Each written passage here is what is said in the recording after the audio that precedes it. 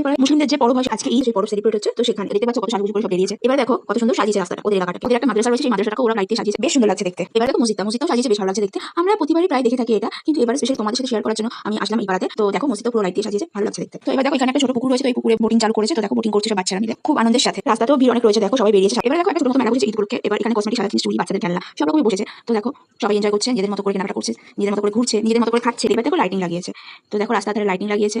সমস্ত লাইটিং গুলো তোমাদেরকে দেখাই এক এক করে। এখানে প্যান্ডেলও খাটিয়েছে। এখানে দেখো ফুচকার দোকান বসেছে, এগরোলের দোকান বসেছে। বাচ্চাদের মিকি মাউসে চাপে চড়ে আনন্দ করছে মিকি মাউস। তো দেখতেই পাচ্ছ এখানে কতটা ভিড় রয়েছে, বাচ্চারা মিকি মাউসে চড়ে আনন্দ করছে। এখানে একটা ঘুগনির দোকানও বসেছে। আর ইনফ্যাক্ট এখানে শুধু মুসলিমরাই নেই, এখানে বাঙালিরাও আসে পরব দেখতে। আমাদের এখানে আমরা মুসলিম বাঙালি সবাই মিলেমিশে একসাথে থাকি। আর শুধু থাকি না, একে অপরের উৎসব একসাথে সেলিব্রেট করতে। তবে আরেকটা কথা, প্রতিবার তুলনায় এবার এরা একটু কমই সাজিয়েছে। প্রতিবার এর থেকে আরো বেশি, আরো সুন্দর সাজে। এখানে গান বাজানোর জন্য সিস্টেম অপারেট হচ্ছে, আর এদিকে দেখো বাচ্চারা ডান্স করছে নিজেদের মতো করে এনজয় করে। এবার পুরো দেখা হয়ে গেছে, সবার শেষে আইসক্রিম নিয়ে সবার জন্য সোজা বাড়িতে এসে দেখি ভাই অলরেডি চপ নিয়ে এসেছে, কাকিমা চপ দিয়ে মুড়ি মেখে রেডি করে রেখেছে।